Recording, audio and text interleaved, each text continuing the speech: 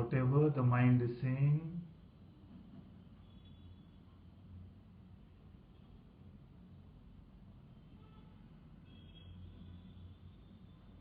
is less meaningful than silence itself.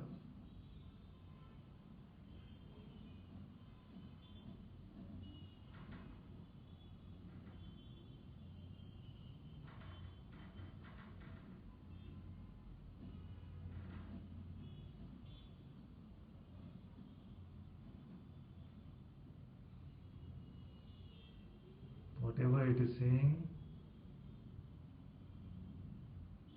forget about it.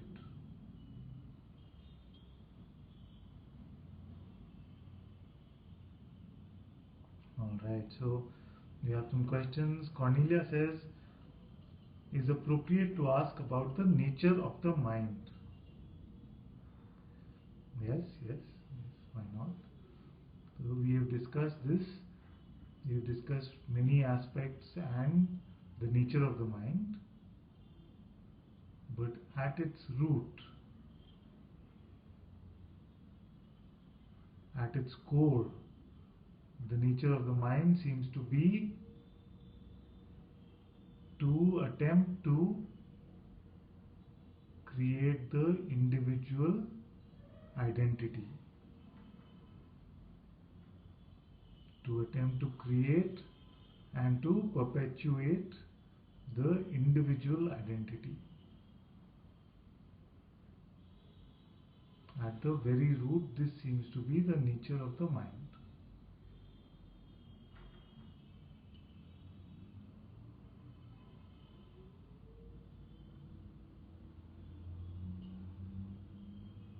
So the mind refers to us as a separate entity,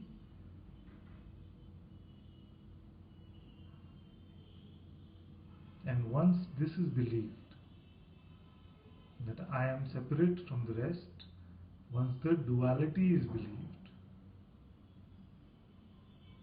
then the play starts, then the game begins.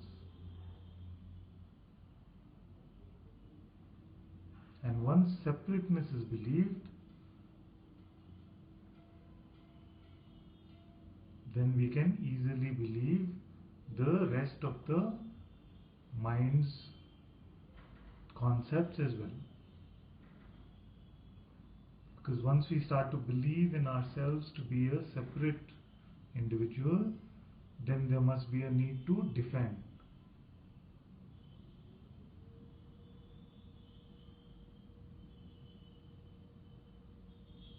So it becomes about a separate individual and the individual's story about survival and eventually reaching some level of greatness.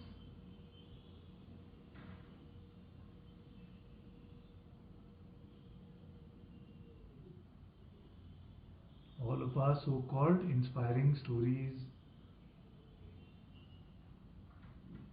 if you look at the most popular novels, most popular stories, they are about how individuals have dealt with adversity and ultimately come out on top.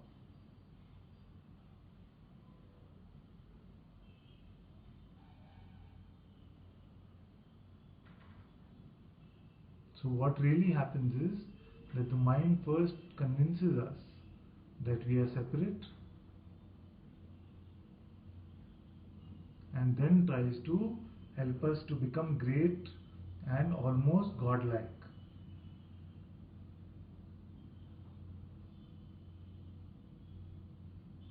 So ultimately what the mind's ambition for us is to become a person god or a godly person.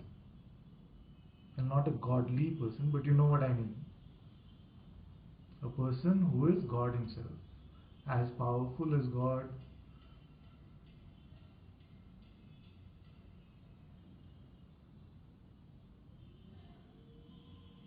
and could have many attributes which could make the person feel like God.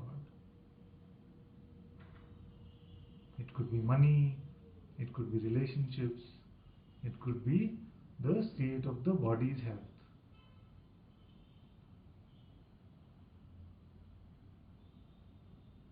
It could be our work. That is why the ultimate compliment we can give these beings in the world, you will see this often, that many times sports people are called God.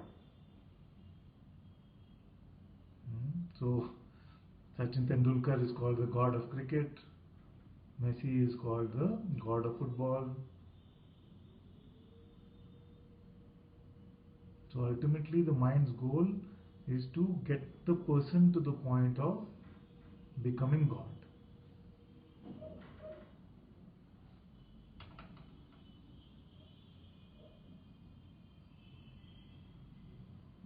But anyone who sees this, inquires into this for just a few minutes, will see that it is just not possible.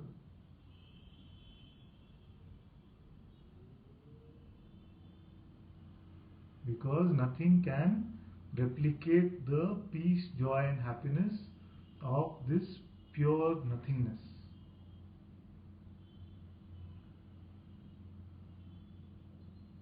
Holding the identity of becoming or trying to become a person God is a very, very heavy burden. And that is why you don't see, even with a lot of success, in any sphere of life, you don't find beings who are happy, peaceful and joyous.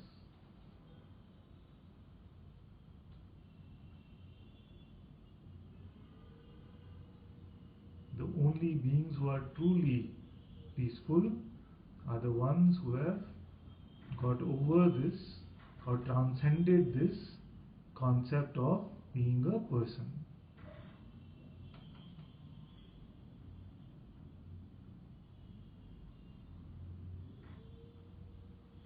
And this is true throughout history. There are billions and billions of beings that seem to have been born here, and this is true for all of them.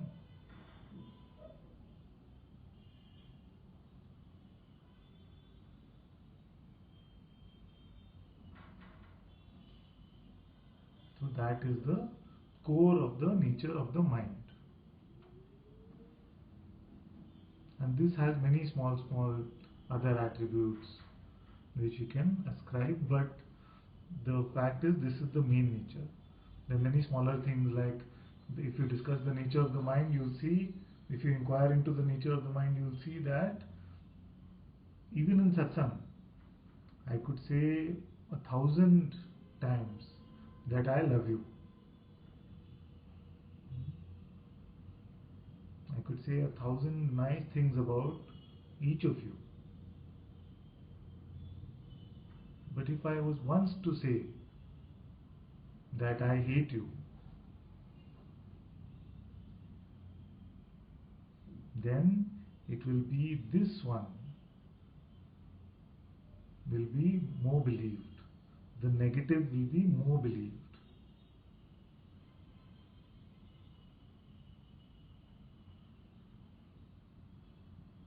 We will always doubt the positive. So if I tell you that I love you, your mind will say, oh, but he's saying it very generally. He's just saying it because there's so much love. He doesn't actually love me.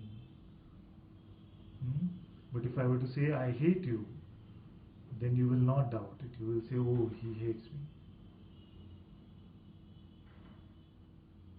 This is just one of the attributes of the nature of our mind. But ultimately at the core it is to create this idea of separateness.